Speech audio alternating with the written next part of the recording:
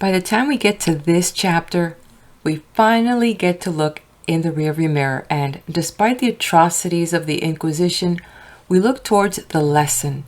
And if there was a hidden lesson to extract, it would be that when state power merges with religious power, authorities can impose their mandate by force, under the guise of a pious platform advocating that cruelty has a divine endorsement and should not be questioned.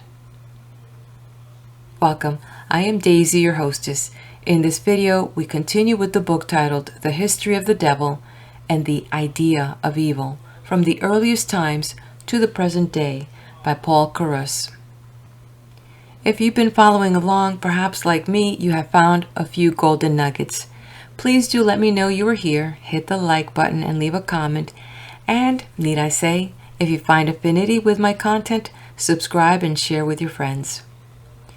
In the previous videos, the author took us from the beginning of the first written records of evil, or the devil concept, found in the Babylonian story of Enuma Elish, landing fast forward to the witch hunts that started with the Inquisition.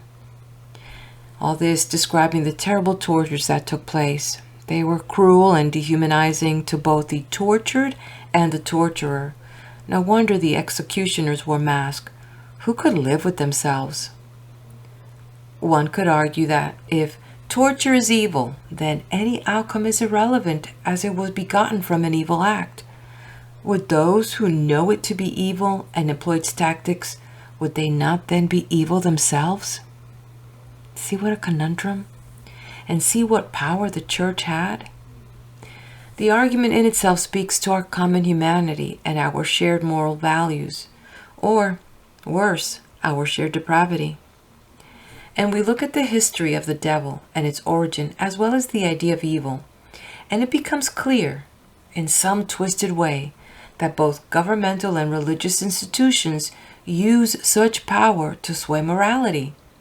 This is not something I'm just saying. It's blatantly recorded throughout history.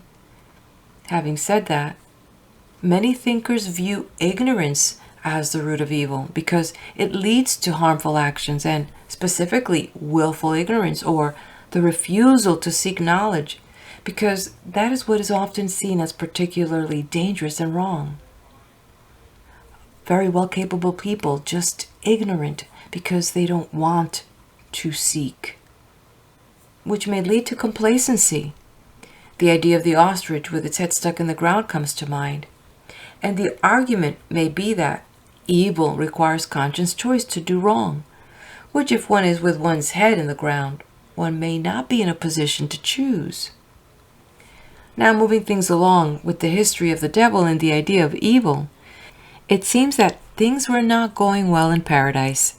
Right around the 16th century, the Catholic Church began struggling financially, and this was a primary reason for the widespread sale of indulgences, which a person could purchase for the removal of all temporal punishment due to sin, essentially restoring the soul to a state of purity.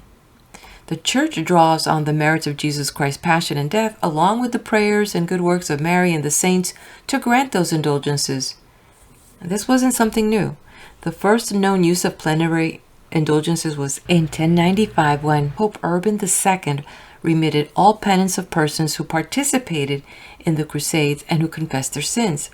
Later, the indulgences were also offered to those who couldn't go on the Crusades but offered cash contributions to the effort. The concept evolved to allow for monetary contributions as an alternative to performing good works. The Church began claiming that it had a treasury of indulgences, and these the Church could dispense in ways that promoted the Church and its mission. Controversy arose from the Roman Catholic Church practice of selling plenary indulgences, which eventually led to the Reformation, and out of the Dark Ages we came, and the collapse of the Vatican's monopoly over Christendom in the 15th-16th century Reformation made it easier to argue for changes in Christian values and attitudes. Just around the same time, as if in tandem, the scientific revolution took place. Scholars say from roughly 1543 to the early 1700s, this period was a pivotal shift in the collective mindset. Mind you, this is at the height of the Witch Inquisition. So again, the reform and the scientific revolution happening tandem may have attributed as a crucial development in human civilization that fundamentally changed the entire course of history. The scientific revolution weakened the church's power by promoting reason and observation over religious doctrine and shifted to empirical evidence. This shift was exemplified by scientific discoveries, such as the heliocentric model proposed by Galileo, which contradicted the church's teachings and made people less dependent on the church for knowledge. Consequently, scientific advancements created a growing divide between religious authority and a new reliance on human reason and individual understanding. Yet with trepidation, the men of science moved towards progress, walking a fine line. As an example, Italy ended all scientific advancement when the Catholic Church, through the Roman Inquisition, banned Galileo Galilei's book, publishing a treatise on his observation that the earth revolved around the sun. This directly contradicted the Church's long-held geocentric view. And after his trial in 1632, he was found guilty of heresy and was sentenced to house arrest for the rest of his life. So apparently, after nearly 360 years and a result of a 13-year investigation, I won't believe this, in 1992, the Catholic Church formally apologized for accusations against Galileo, with Pope John Paul II publicly acknowledging that the Church had wrongly persecuted him. Looking back, I can't help but appreciate the influence how knowledge and wealth, hand in hand, had its hand in the pockets of the scientific revolution. It seems that men of science were able to get the backing of wealthy power elite to endorse and support their new initiatives, their values and methods. These men, who at one time may have been called wizards, magicians, mages, and magi's of the ancient world, managed to succeed in convincing those in power to invest in empirical scientific research and their projects. And as many of you know, if you can show people where the money tree is, they will line up to harvest. Even the Church saw the truth of that, as the Vatican Council of 1869 or 1870 declared that faith and reason are of mutual help to each other. And that leads us to this video where the author takes us into the chapter of the Abolition of Witch Prosecution. Hope you've enjoyed my introduction. Didn't mean to keep you too long. I do have links in the description of this video if you want to check them out. And with that, let's turn the page. The Abolition of Witch Prosecution. Maletor and Erasmus. The horrors of devil worship, of the Inquisition, and of witch prosecution were the natural consequences of a misconception of the nature of evil. They were the visitations that necessarily followed in the footsteps of a most abandoned ignorance. They oppressed mankind like a dreadful nightmare, like ghastly hallucinations of a feverish brain, and the disease passed away slowly, very slowly, only when the light of science, which is the divine revelation that is taking place now, gradually began to dispel the gloomy shadows of the night and reveal the superstitious character of the belief that had begotten the crimes of the Dark Ages. The first protest against witch prosecution, which raised at the time when the two inquisitors, Sprenger and Institutoris, fortified with the unequivocal authority of His Holiness the Pope, carried on their criminal procession in the boldest way. The outrages of the Inquisition were pointed out in a pamphlet entitled Diálogos de la Mis et Pythonibus Mulieribus, written in 1489 by Dr. Ulrich Molitorius, an attorney of Constance. Two other prominent men of the juridical profession, Alciatus and Posenibius, expressed themselves in the same spirit. They declared bodily excursions of witches and similar things to be pure imagination. But their arguments were of no avail, for Bartholomeus de Spina, the master of the Holy Palace, declared that jurists could not understand the case of witchcraft. The time was not yet ripe. The people still clung to the belief in visions and miracles, dreams, apparitions, and sorcery. Most insane productions, Grunbeck's new interpretation of strange miracles, which appeared in the year 1507, attracted the attention of the world and passed for divine revelations. The more uncanny they were, the higher was the credit they received. There is a remarkable instance on record that the hangman of Vienna refused to perform his office on October 21, 1498. The execution had to be delayed until another hangman could be procured. Another case is mentioned by Soldan. Catherine Hensel of Veckelberg was sentenced to die in June 1576, but when at the place of execution she pleaded her innocence, the hangman refused to execute her. The case was referred to Palsgrave George John of Veldenz, who, after a careful examination of the trial, ordered an acquittal and condemned the township Veckelberg to bear the costs. The famous Erasmus of Rotterdam published a letter in the year 1500 in which he spoke of devil contracts as an invention made by the witch prosecutors, but his satire had no effect, for in the meantime faggots were constantly burning all over Europe. Weyer, Mayfart, and Luce. The first successful attempt, successful only temporary and in a limited degree, of stopping witch prosecution came from a Protestant physician, Johannes Weyer, Latin Wierus or Piscinarius. He was born in Grave 1515, had studied medicine in Paris, and traveled in Africa, where, as he tells us, he had a good opportunity of studying sorcery. Then he went to Crete, and on his return was elected body physician to Duke William of Cleves. His work of 6 books, De Prestigiis Deomunum et Incantianobus a Beneficis, appeared in 1563. He still believes in the devil and in magic, but he rejects the possibility of witchcraft and compacts with the devil. He boldly accuses monks and clergymen of being, under the pretext of serving religion, most zealous servants of Beelzebub. William, Duke of Cleves, Frederick, Count of Palatine, and the Count of Neerwinter followed Weir's advice and suppressed all witch prosecution. 20 years after Weir, another heroic man, a Protestant named Mayfart, rector of the Latin school of Coburg, raised his voice of warning. His booklet was a sermon of admonitions to the powerful princes and the conscientious preachers, by which words he meant the Dominican fathers who were the official witch prosecutors.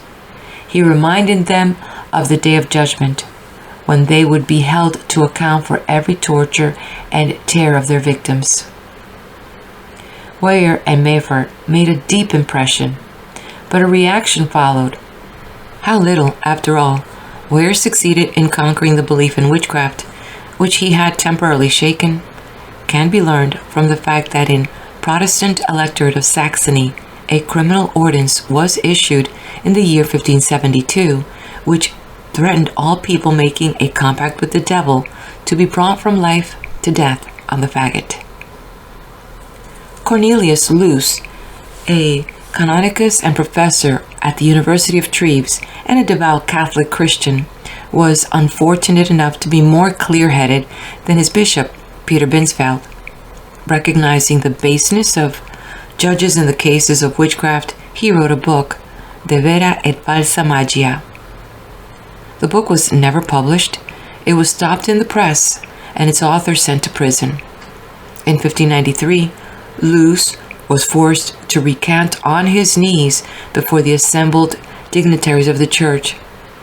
He died in 1595 of the plague, which probably saved him from an execution at the stake. Luce's manuscript was supposed to be lost, but was recently discovered by Professor George Lincoln Burr at Cornell University.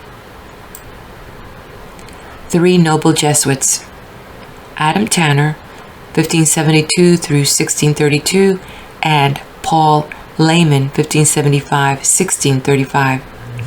2 Jesuits of South Germany strongly advised the judges to be very careful in lawsuits against witches. When death overtook Tanner on a journey in a little place called Unken, the parishioners refused to grant him a Christian burial because a hairy little imp on a glass plate was found among his things. It was an insect prepared for the microscope. The curate of Unken, however, succeeded in convincing his congregation of the harmless nature of the imp, and they at last consented to interment it in their cemetery.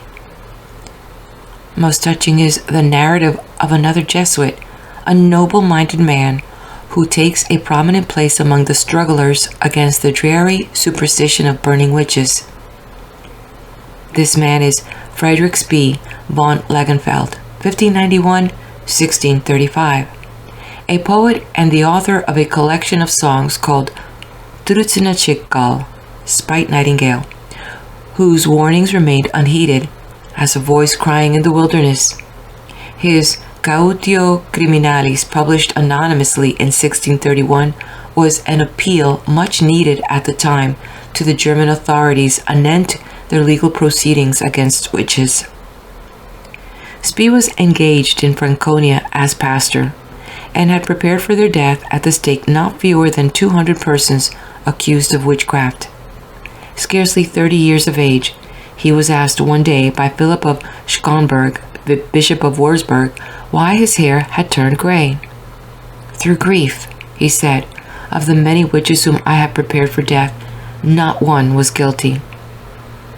The reply must have burnt into the soul of the questioner, for ever after Philip of Schonberg remained under its influence. Spee confessed to the bishop that he was the author of the Cautio Criminalis, and the bishop did not betray the confidence of the young Jesuit. Says Spee in his Cautio Criminalis, quote, "In these proceedings, no one is allowed to have legal assistance or defense, however honestly it may be conducted, for it is claimed that the crime is a crimen exceptum, one not subject to the rules of ordinary legal proceedings. And even if an attorney were allowed to the prisoner, the former would from the outset be suspected himself as a patron and protector of witches, so that all mouths are shut and all pens are blunted, and one can neither speak nor write.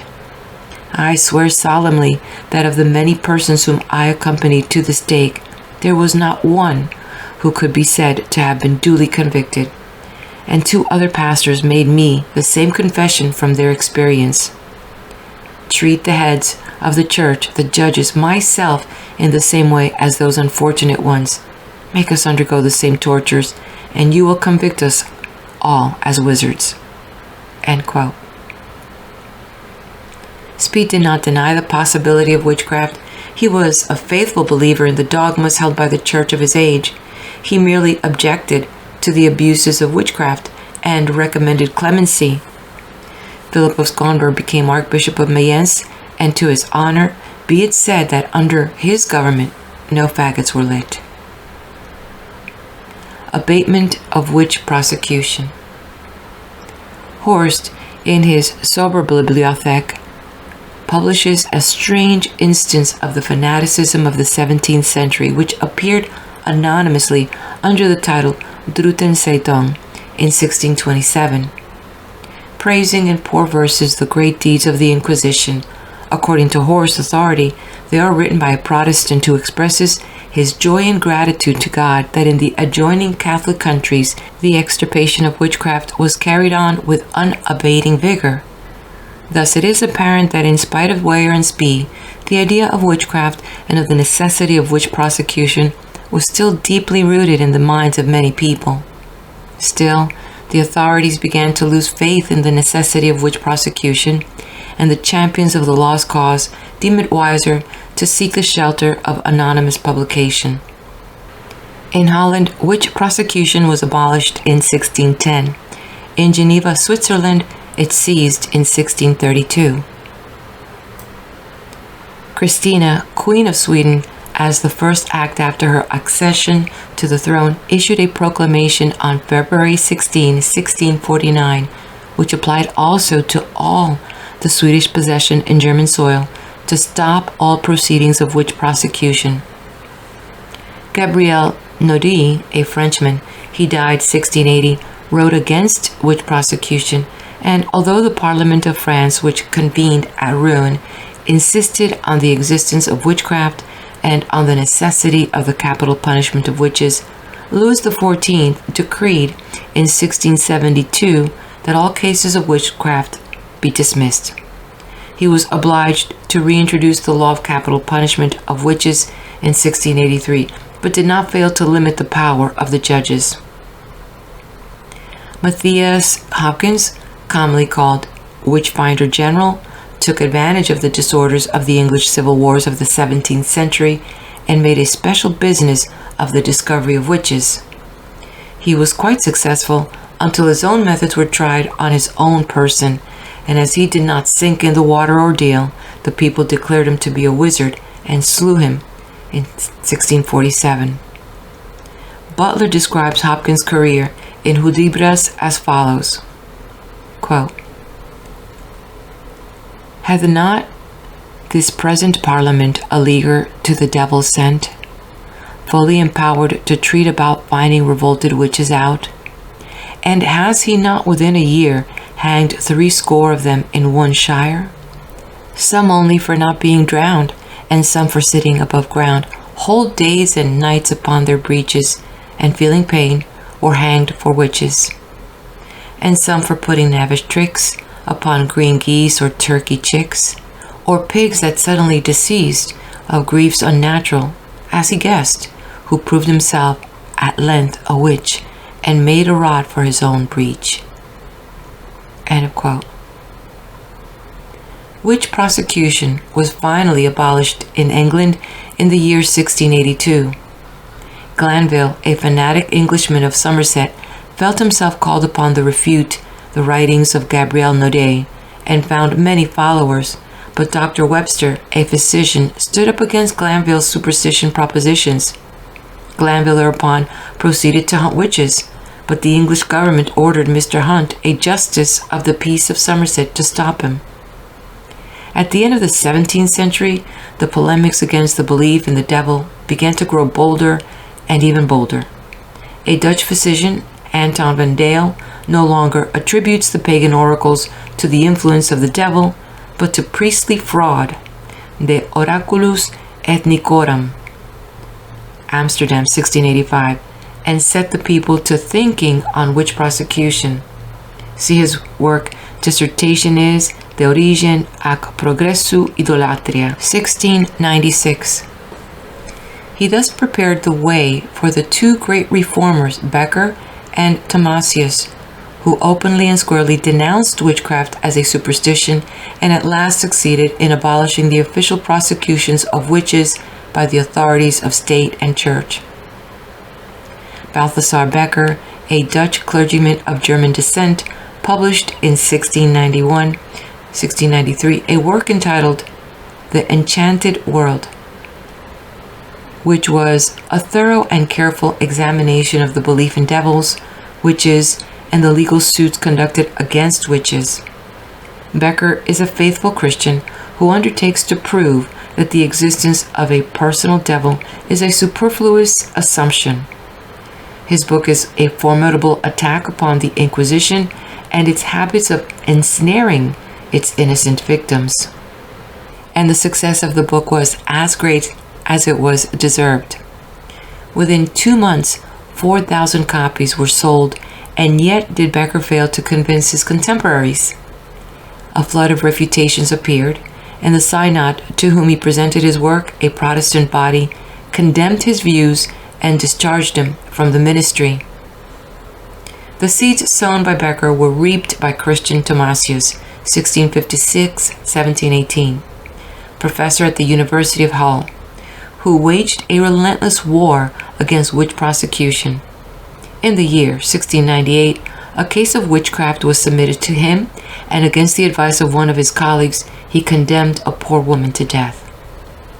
However, when the judgment had been executed, the arguments of his opponent gained on him until he became convinced of his own error, and now he deemed it his duty to devote the whole influence of his authority to the abolition of witch prosecution. He came out boldly and squarely in condemnation of the practice and denied the bodily corporeality of the devil, which served him as an argument to disprove the possibility of making a compact with him. His main writings are Dissertatio de Crimine Magia and De Origine e Progressu Processus Inquisitori contra as Sagas. Tomasius was more successful than his predecessors. All official witch prosecutions ceased, and the devil was no longer an object of universal awe. The last traces. The Inquisition was still in existence during the first quarter of the 19th century in Spain, a country distinguished by its ultra-Roman conception of Christianity. When in 1808, after the Battle of Tramosiera, the French troops under General Lasalle conquered Toledo, they opened the dungeons of the Inquisition. The cells were dark and unclean holes, scarcely large enough to allow a man to stand upright, and most of the prisoners that were brought up to daylight had become stiff and crippled by the maltreatment of their torturers. Unhappily, they and their liberators, a detached troop of lancers, were cut off by a furious mob of Spaniards from the main body of the French army. General Lasalle hurried to the rescue but came too late. He found only the mangled bodies of the slaughtered. In a subterranean vault, General Lasalle found a wooden statue of the Holy Virgin dressed in silk, her head surrounded with a golden halo, her right hand holding the standard of the Inquisition. She was fair to look at, but her breasts were covered with spiked armor, and her arms and hands were movable by machinery concealed behind the statue. The servants of the Inquisition explained to General Lasalle that it was used for bringing heretics to confession. The delinquent received the sacrament at the altar in the presence of the dimly illumined statue and was once more requested to confess. The two priests led him to the statue of the Madre Dolorosa, which miraculously seemed to welcome him by extending her arms. "She beckons you to her bosom," they said. "In her arms the most obdurate sinner will confess," whereupon the arms closed, pressing their victim upon the spikes and knives. Napoleon I suppressed the Inquisition in Spain December 4, 1808, and in Rome 1 year later, but it was revived by Ferdinand VII, King of Spain, June 21, 1813. Its last victims were a Jew who was burned and a Quaker schoolmaster who was hanged in 1826.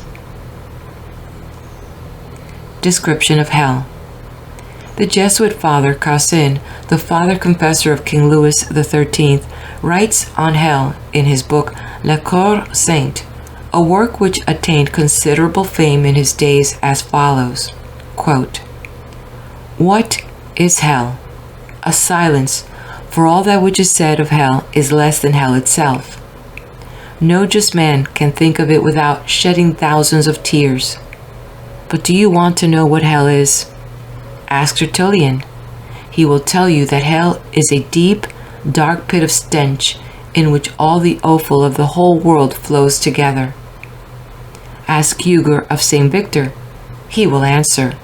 Hell is an abyss without a bottom, which opens the gates of despair and where all hope is abandoned. It is an eternal pool of fire, says St. John the Divine, Revelations 14. Its air comes from glowing coals, its light from flickering flames. The nights of hell are darkness. The places of rest of the damned are serpents and vipers. Their hope is despair. O eternal death, O life without life, O misery without end." End quote. Justice George Scottle, will a member of the consistory of Brunswick-Luneburg and counselor to the Duke, doctor of jurisprudence, and a learned man who was not without merit in German poetry and literature, took special interest in the mysteries of the infernal regions and published his views in a book of 328 pages in which he explained the tortures of the iron wheel of eternal hell torture. Quote, "Dear reader," he says, "look at this wheel all around and read carefully what is written on it.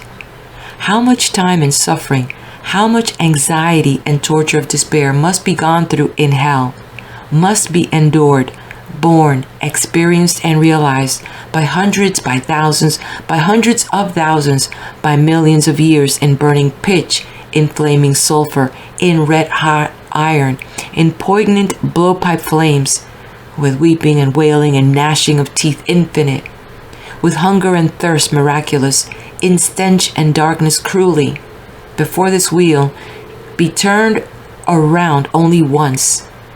But now this wheel of eternity is made of purely everlasting iron and must turn round many hundred, million and millions of times, and can never wax old, never perish, never be worn out, and can never stand still in all eternity.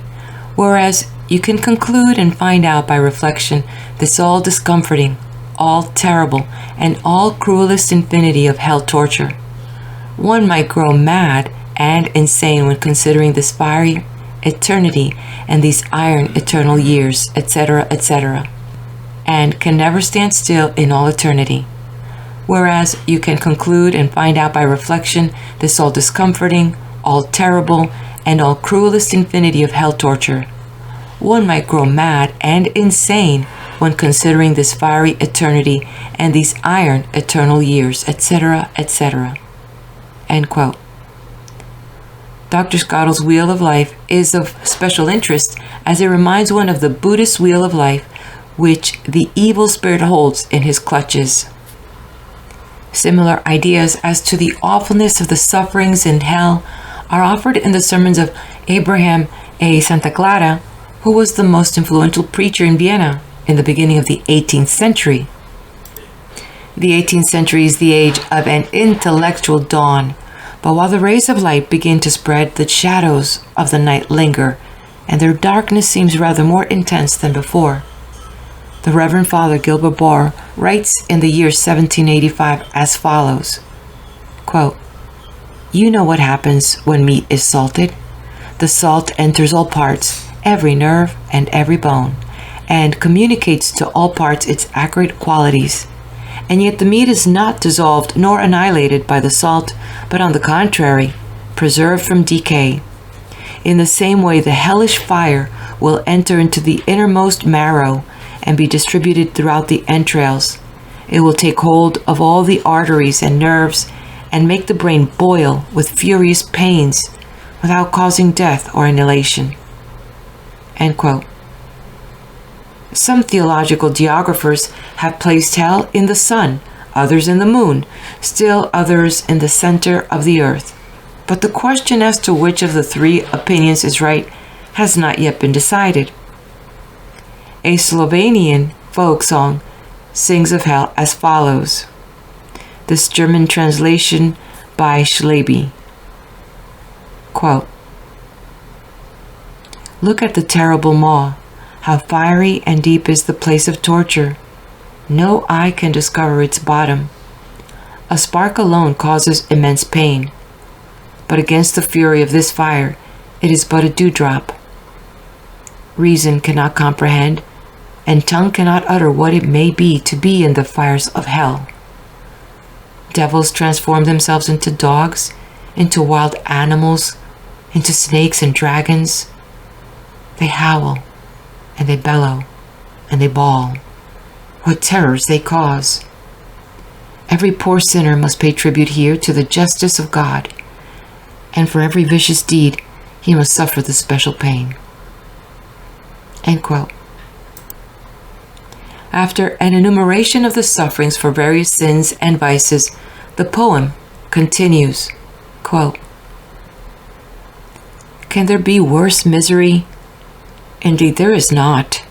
For from this place of darkness the eye of the damned will never see the face of God.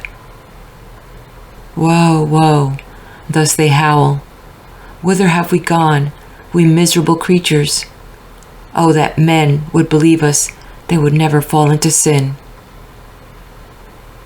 Death, where art thou? O thunderbolts, slay us. O God, we want to die, for we cannot endure these pains. Alas, in vain you wish for death, ye souls lost in eternity. You are damned to live eternal dying. Even a toothache you could not endure forever. How much more terrible must be the fire everlasting. Consider then, O sinner, the misery that awaits you. Who knows whether you may not reach your destiny tomorrow? Tonight, you go to bed in your sin, and tomorrow you may wake up burning in the fires of hell. End quote. These descriptions of hell are, in all their essential features, still current in the darkest Europe and also in darkest America. The picture of hell, here reproduced, surpasses in drastic beauty and grandeur of stage effect the paintings of the famous Hellbergoyle. It possesses the additional interest of being still in the market, being even now advertised and sold among other religious pictures. No wonder that there are good Christians who would gladly change places with brute animals. A young Jesuit who afterwards turned Protestant said in his memoirs that he used to envy the watchdog in the courtyard to whom death meant annihilation without the terrors of hell. There is a good deal of moral courage in the comfort which, as the story goes, an old infidel farmer gave to his dying son, saying, "We do not go to church, and the parson hates us. Now, when you die, you will go to hell. But don't shame our family by howling and gnashing of teeth. What others can stand, we can stand too." Must not the Lord have been better pleased with infidel grit than with the submissive of the slavish believer? Schwenter and Kircher. The Jesuit order carries the principle of Romanism and obedience to church authorities to extremes. It was founded for the purpose of creating and sustaining a counter-reformation to Protestantism and to Protestants. Therefore, it is the most objectionable Roman Catholic order. But whatever may be said against the Jesuits, their methods and narrow principles, we must acknowledge that some of their members have been very prominent and scholarly men. And Athanasius Kircher is one of the greatest scientists they have produced. Born at Gesa near Fulda, Germany in 1601, he was professor of philosophy and mathematics at the University of Würzburg, which he left during the 30 Years' War, for Avignon in France.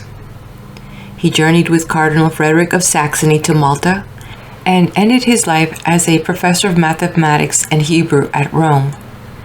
His investigations have no direct but only an indirect bearing on the witchcraft prosecutions.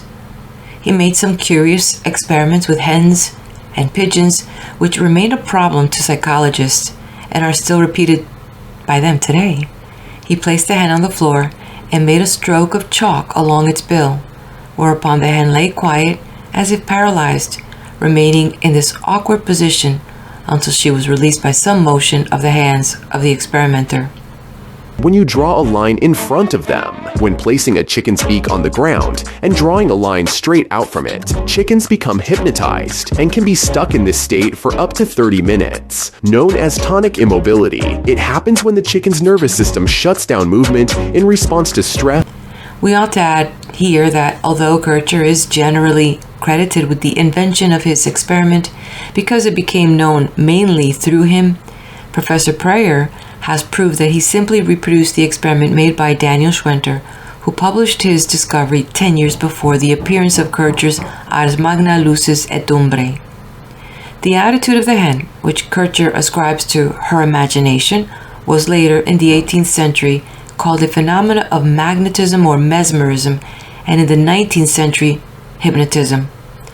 Whatever scientific value this isolated fact may possess, its discovery marked the beginning of a scientific treatment of psychical phenomena, which naturally tended to a better comprehension of the abnormal conditions of the human mind, and thus could not but exercise a wholesome influence. Diabolism developing into pathology.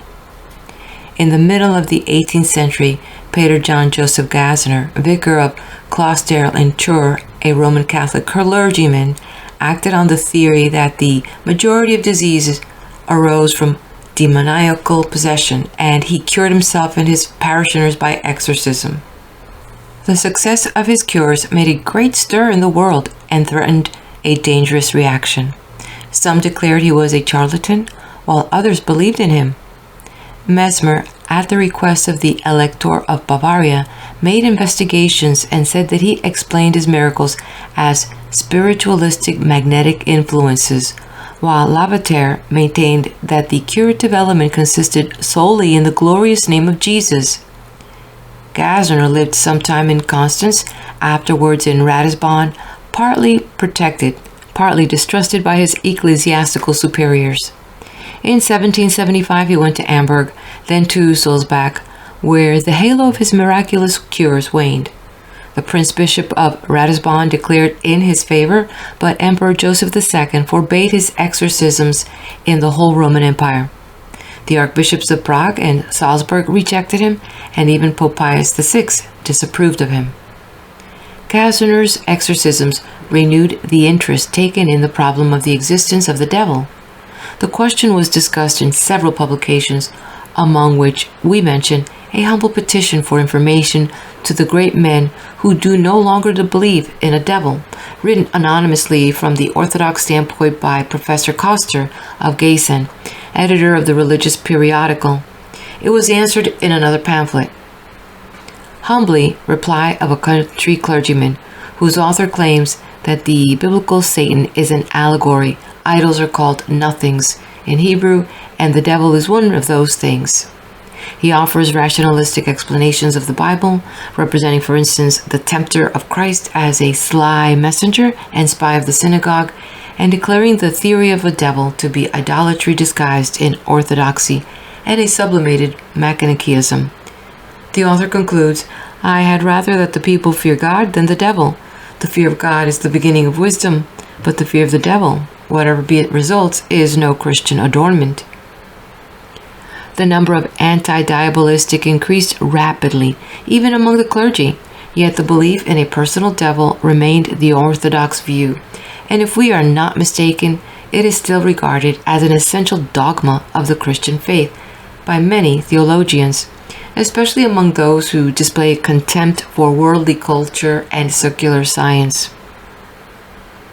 The worst superstitions had grown harmless, but hankering after miracles had not yet ceased.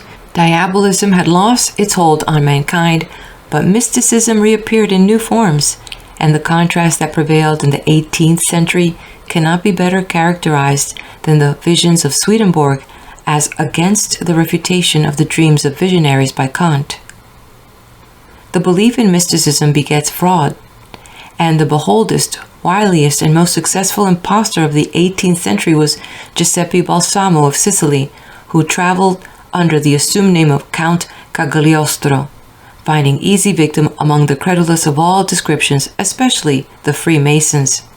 His tricks, however, were exposed by Countess Elizabeth von der Reck, and being thereafter exiled from every country which he entered, he fell at last into the hands of the Inquisition, as whose prisoner he died in the year 1795. Demonology of the 19th century. The free thought movement of the 18th century and a better scientific conception of nature relieved mankind of the unnecessary fear of the devil, and the 19th century could begin to study the question impartially in its historical and philosophical foundations. Kant found the principle of evil in the reversal of the moral world order. The scriptures lay down, he says, man's moral relation in the form of a history, representing the opposite principles in man as eternal facts, as heaven and hell. The significance of this popular conception, dropping all mysticism, is that there is but one salvation for man, which lies in his embracing in his heart the moral maxims. Following the example of Kant, theologians began to give a rational explanation of the devil. Daub, a disciple of Schelling, attempted to construct a philosophical devil in his book Judas Iscariot, or Evil in its Relation to Goodness, defining Satan, the Antichrist, and enemy of God, as the hatred of all that is good. Schenkel regards the evil one as a manifestation that appears in the totality of things, and characterizes him as that which is collectively bad. Satan, accordingly, is a juridical person, and this explains his extraordinary and super-individual power, but he has not as yet succeeded in becoming a single, concrete personality, and let us hope that he probably never will. Hayes does not deny the possibility of an influence of spiritual powers, good as well as evil, upon man, but, says he, the devil appears only when he is believed to exist, and the effects of his influence being explicable only in the light of man's nature, the reality of such beings remains problematic. Reinhardt, although inclined to supernaturalism, doubts whether the scriptural devil is to be taken seriously, and DeWitt speaks of the devil as a popular conception.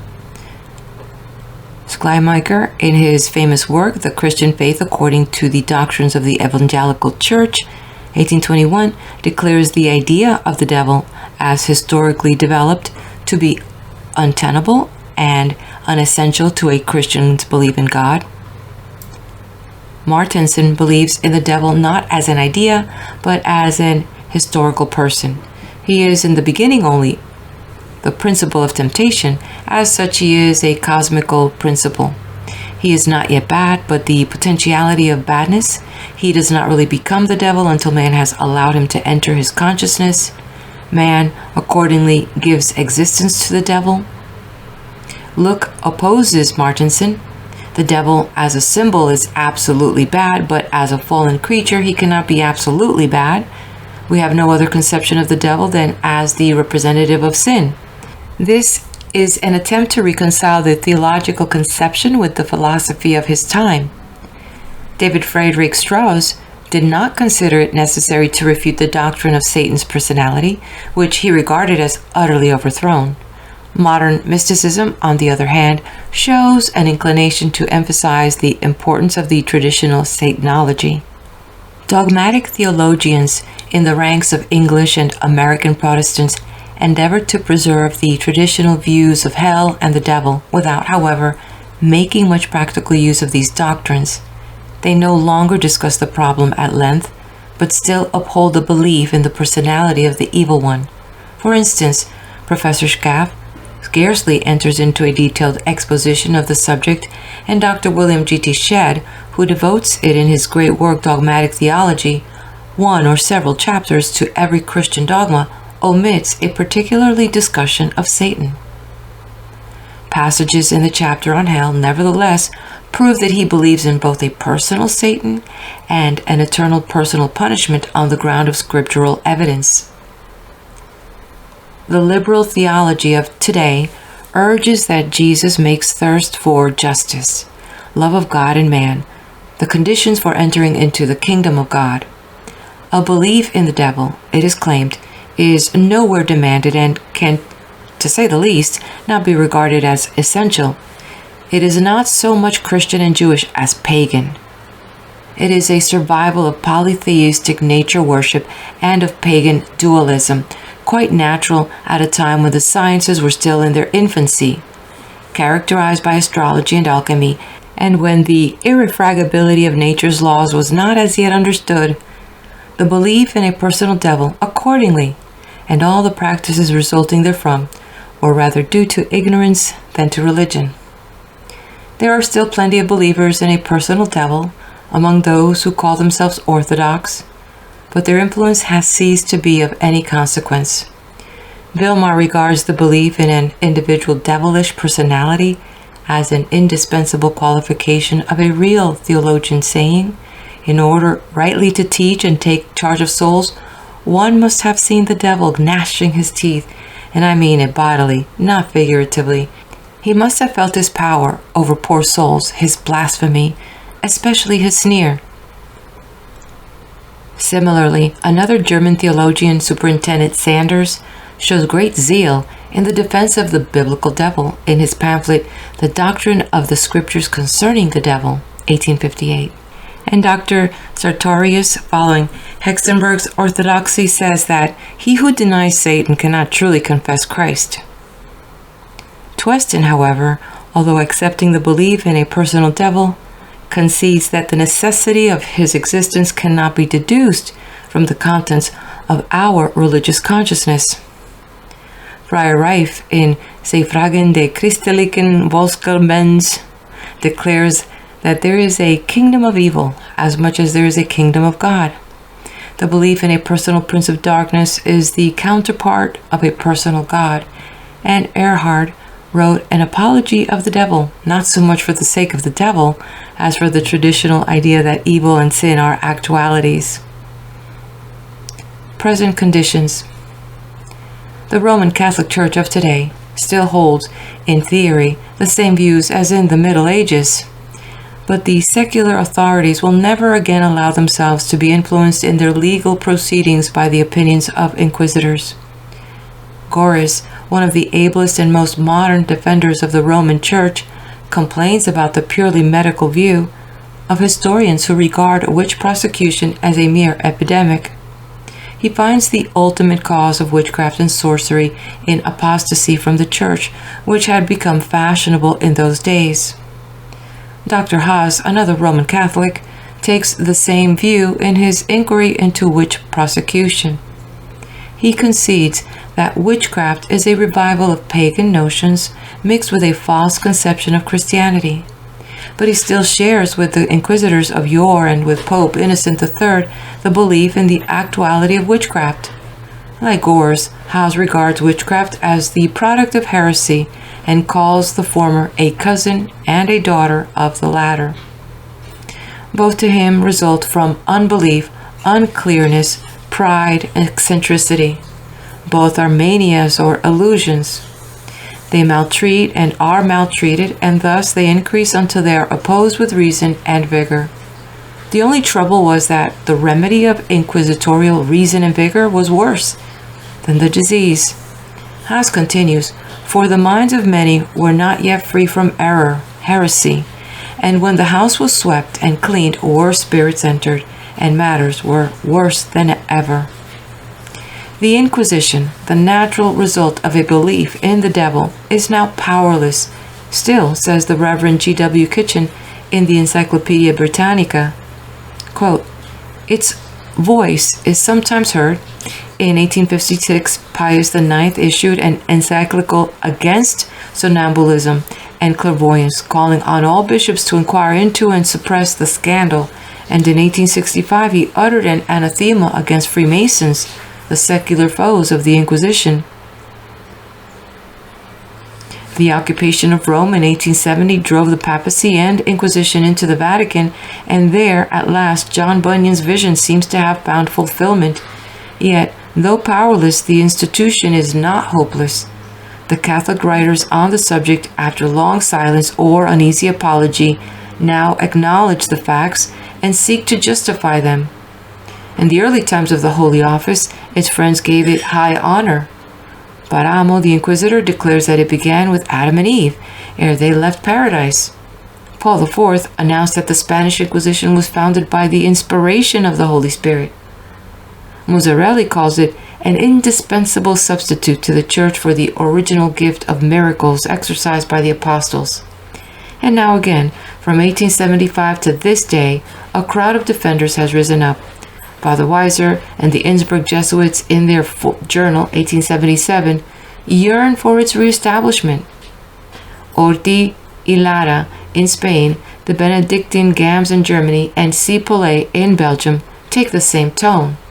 It is a remarkable phenomenon, due partly to despair at the progress of society, partly to the fanaticism of the late Pope Pius IX.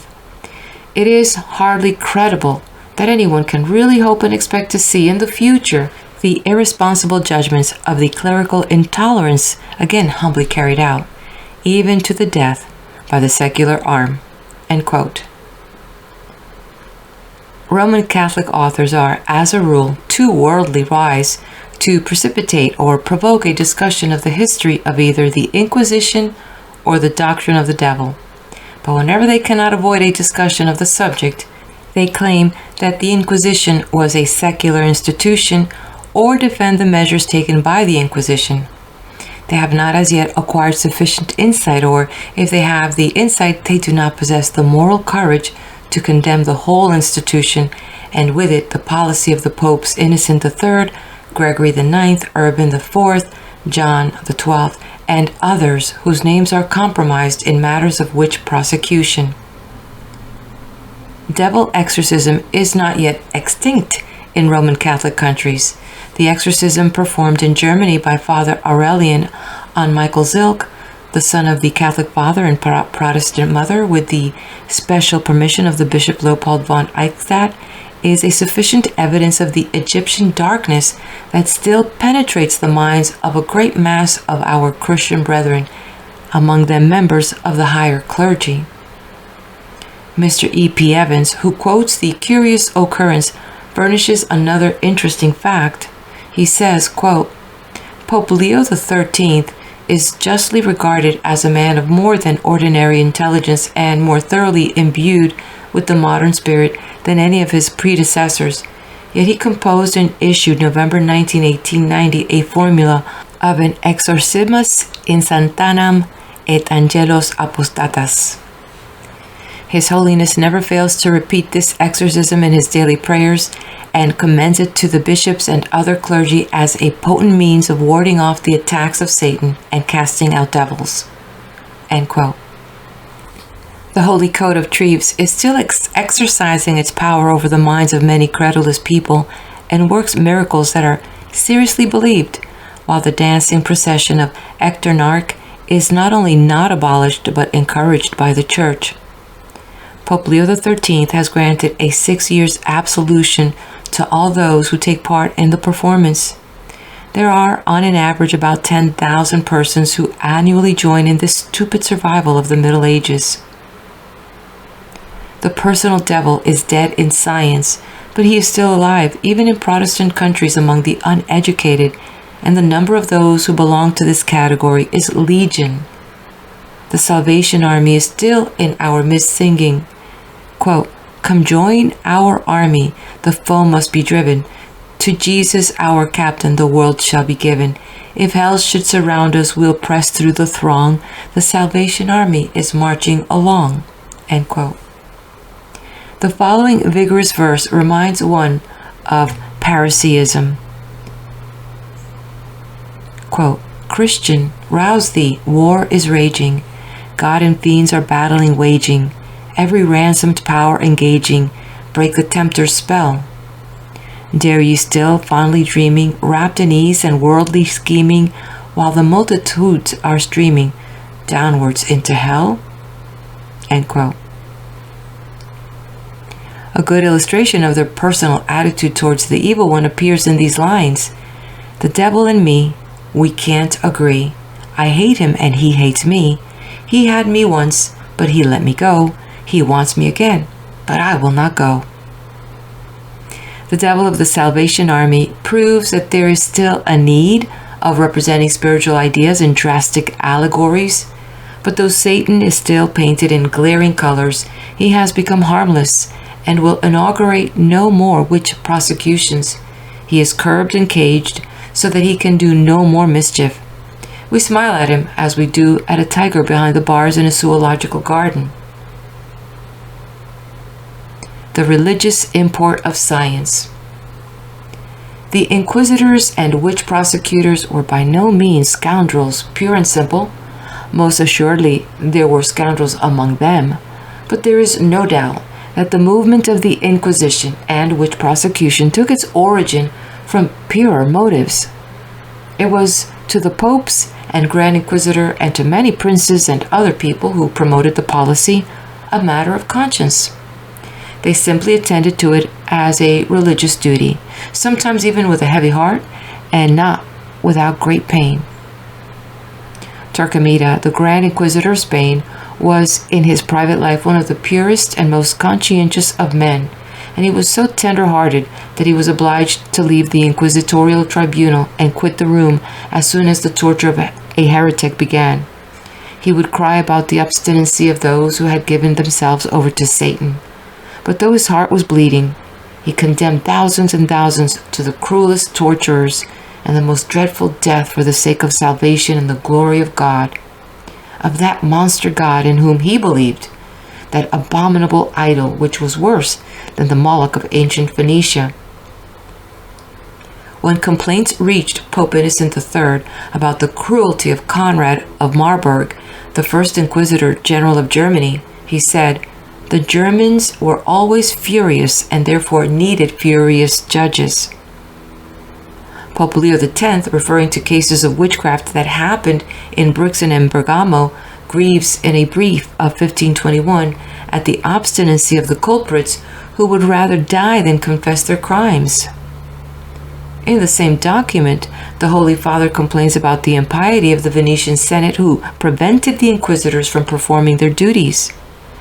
And similar expressions are not infrequent in later papal bulls and briefs, all of which prove that the horrors of the Inquisition are ultimately due not to ill will or even to the desire for power, but to error which had assumed the shape of a deep-seated religious conviction.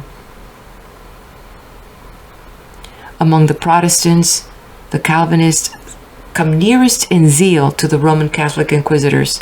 In Geneva, Switzerland, the home of Calvin, 500 persons were, within 3 months, executed for heresy and witchcraft. The protocols of the city in the year 1545 declare that the labor of torture and execution exceeded the strength of the hangman, and the complaint is made that, whatever torture be applied, the malefactors still refused to confess. The facts of witch prosecution, with its kindred superstitions, are an object lesson.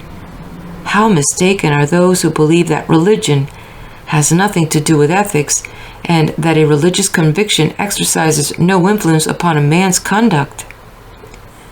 There are ethicists, professors of ethics, and ethical preachers who imagine that ethics may be taught without teaching religion, and that the morality of the people can be improved without an interference from their convictions as to the nature of the world and the import of life. But a wrong world conception will beget a wrong morality. A false religion will unfailingly produce bad and injurious ethics, and the grossest errors will, if they have their way, find expression in the grossest abominations of misguided conduct. A radical cure, on the other hand, must go to the root of the evil. It is not sufficient to remove the symptoms of the disease. You must replace false religion by true religion. It would not do to say with our agnostic friends that religion is concerned with matters unknowable, and that therefore we must leave it alone. Religion is the most important problem of life, and we can ignore it as little as a reckless storage of dynamite in crowded parts of great cities. We must investigate the religious problem and replace the old errors with their dualistic superstitions by sound and scientifically correct views. At the bottom of all the terrors of the Inquisition and witch prosecution lies a serious endeavor to do what is right. And this power can be utilized as well for the progress and elevation of mankind as for the suppression of reason and sound judgment. Religion is the strongest motive power in the world. Nothing, therefore, is more injurious than false religious convictions, and nothing more desirable than truth. Let us make the love of truth our religion. Beware of mysticism and endeavor to be clear and exact. There is little truth in mysticism as there is light in fog.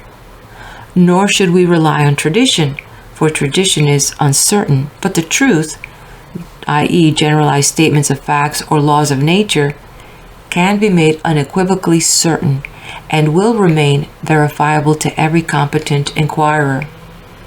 It is man's duty in all departments of life to seek the truth with the best and most scientific methods at his disposal, and the adherence to this principle is the religion of science. It is a fact that the confidence in science has already become a religious conviction with most of us. The faith in scientifically provable truth was slowly, very slowly, and by almost imperceptible degrees, but steadily and surely taken root in the hearts of men. Today it is the most powerful factor of our civilization, in spite of various church dogmas which are declared to be above scientific critique and argument.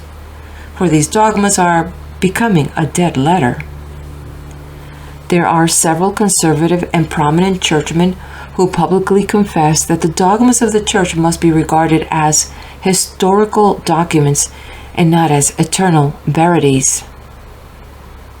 Those who doubt the religious import of science need only consider what science has done for mankind by the radical abolition of witch prosecution, and they will be convinced that science is not religiously indifferent, but that it is the most powerful factor in the purification of the religion of mankind. The world conception of our industrial and social life, of international intercourse, and all serious movements on the lines of human progress has even now, to a great extent, practically become the religion of science, although the fact is not as yet definitely and openly acknowledged, and any sectarian faith that endeavors to set forth in its claim of recognition does it and can do it only on the ground that it is one with scientific truth. For there is nothing universally true, nothing Catholic, nothing genuinely orthodox, except those truths that are positively demonstrated by science. End of chapter. In the next video, the author is going to show us a different side of good and evil and of the devil in verse and fable, and also philosophical problems of good and evil. Please do take a minute, hit the like button, share this with your friends, and subscribe to the channel. Meet you at the next video.